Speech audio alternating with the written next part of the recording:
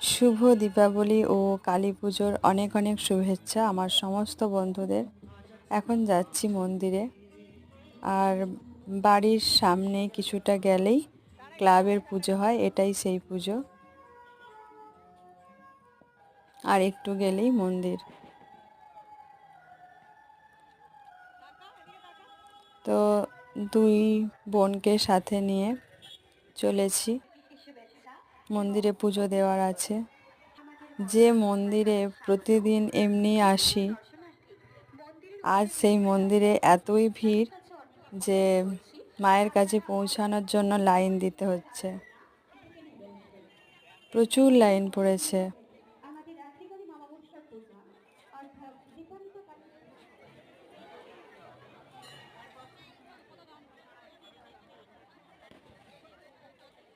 অনেকটা সময় লাইনে দাঁড়িয়ে থাকলাম।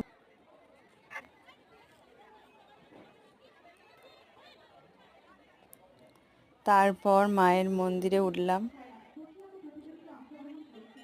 আজকের দিনে এই রকমই হয়, যে মায়ের মূর্তিকে সহজেই দেখতে পায় আজ সেটা লাইন দিয়ে দেখতে হচ্ছে।